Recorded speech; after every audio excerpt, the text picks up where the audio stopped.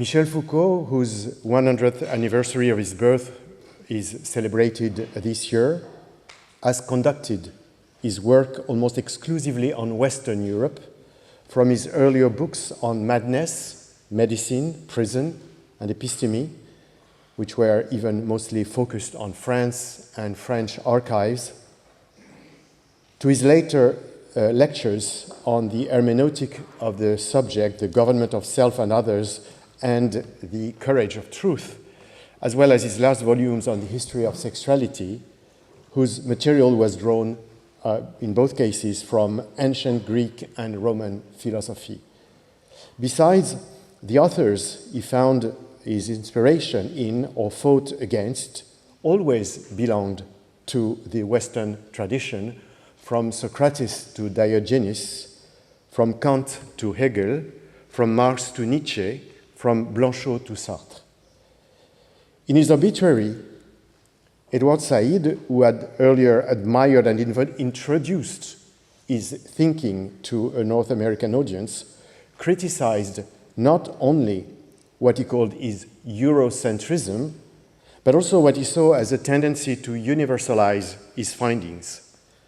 And it is true that during his lifetime, when asked about non-Western societies, Michel Foucault was not comfortable with the question, trying to justify himself by saying that he was interested in the historical and geographical singularity of knowledge rather than in its universality, while at the same time he suggested that the whole world may have been influenced by Western forms of knowledge, either by accepting them, appropriating them, or contesting them. Such comment could certainly be regarded, as he himself admitted, as a kind of intellectual imperialism. Yet, one could argue that such is the case for his own work, considering how the global impact of his ideas, his concepts, his method, his epistemology, his form of critique have exerted an influence across disciplines on a global scale by being either accepted, appropriated, or challenged. This is what this conference is about: Foucault's legacy, or legacies, or perhaps more adequately, as I rephrased it, Foucault without borders. In fact, his biography reveals that he led a more cosmopolitan intellectual and personal life than one might imagine based on his books and lectures. He discovered Northern Europe as director of the Maison de France in Uppsala, and Eastern Europe as director of the Centre de Civilisation Française in Warsaw, two places he found somewhat exotic, but for different reasons. He was impressed by the Scandinavian welfare state in the former case. He was repressed by the communist secret police in the latter one. But it is during his time as professor of philosophy at the recently opened University of Tunis that he had his first non-Western experience. In interviews conducted years later, he said how much this experience had been determining in his life, and more specifically, in his political life. It is when he encountered enthusiastic young men and women taking risks by protesting against injustice and witnessed the violence of state repression. It is also when he involved himself in a cause, that of the defense of the students arrested, taken to custody, and sentenced to prison. This was the beginning of his engagement, which took him later to various political struggles, the most striking and best known being the creation of the Groupe d'information sur les prisons 3 years after he returned from Tunisia. This was also the moment when he began to redirect his philosophical reflection from power knowledge to power resistance, developed in his lectures on penal theories and institutions and the punitive society. And then, at the end of the decade 1970, he also had another crucial non-Western experience, this time in Iran, but in very different circumstances, since he only spent a week in Tehran in the days following the repression of massive protests against the Shah, and later wrote several articles in an Italian newspaper adopting the role of the philosopher-journalist.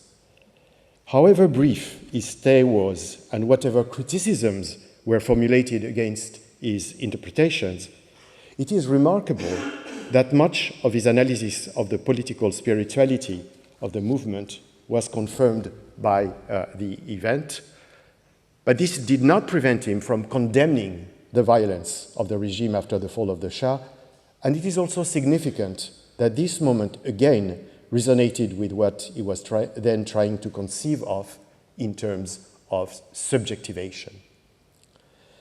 Two non-Western episodes, then, which served as revelations for Michel Foucault. And yet, never did he venture into non-Western history and non-Western thinking.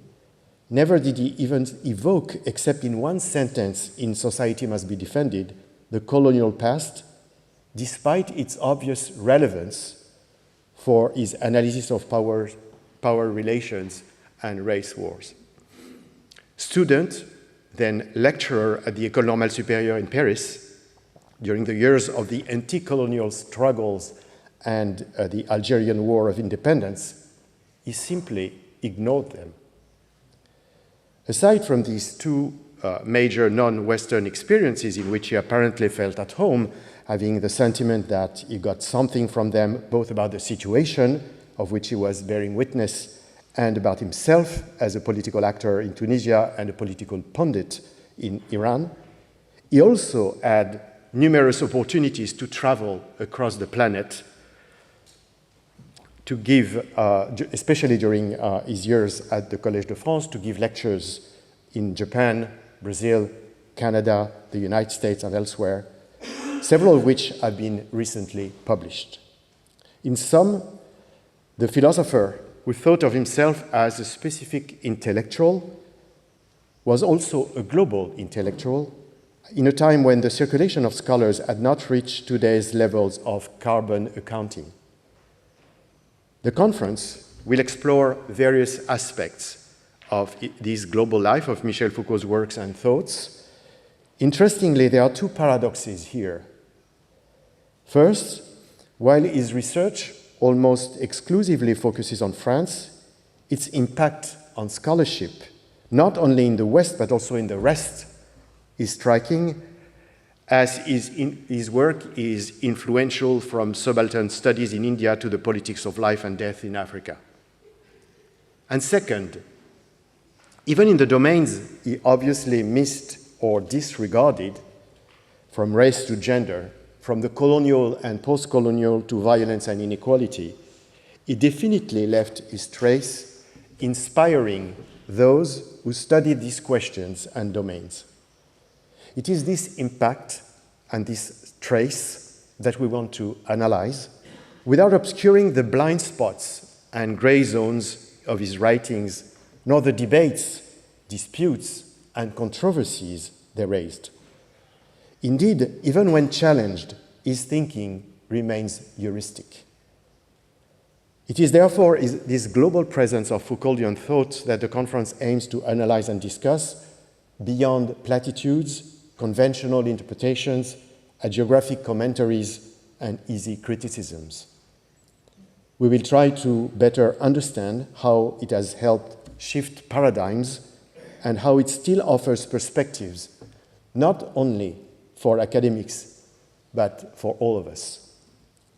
I'm therefore happy to have gathered today an exceptional panel of scholars from 3 continents and 3 disciplines to discuss Foucault without borders.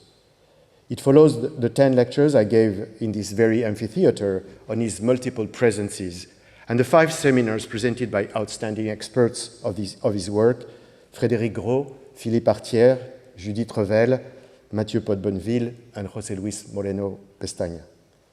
For chairing the 2 parts of the events, I'm very grateful to Patrick Boucheron, professor at the Collège de France on the chair History of Powers in Western Europe from the 13th through the 16th century, who recently published a wonderful volume on the medieval plague, also called the Black Death, and Magali Besson, professor of political and moral philosophy at the University of Paris 1 Panthéon-Sorbonne, and senior member in the Institut Universitaire de France, whose recent books on race, slavery, and W.E.B. Du Bois have opened important fields for the scholarship in this country. As they will introduce our speakers, I will not do so, but I simply want to thank Martin Saar, professor at the Goethe University of Frankfurt, who will speak about Foucault's complicated relation with critical theory, Linda Zerilli, professor at the University of Chicago, who will address and redress the misunderstanding about Foucault's theory of truth, Michał Kozłowski, professor at the University of Warsaw, who will discuss Foucault's experience in and with Poland, and Bernard Harcourt, professor at Columbia University and the École des Hautes Études en Sciences Sociales during this morning. And Fadi Bardawil, professor at Duke University, will transport us in the Middle East, where Edward Said and Talal Assad encounter Foucault. Behrouz Gamari Tabrizi, who will account for Foucault's controversial writings about Iran, and Anne-Laura Stoller, who will revisit Foucault's revealing and yet inspiring silence about colonial sexuality this afternoon. I have to excuse Achille Bembe, professor at the University of Witwatersrand in South Africa, who had a recent surgery and could not travel. So to all of you, I wish an excellent journey through Foucault's work and interpretation beyond borders. Excellent colloque à toutes et à tous. Merci.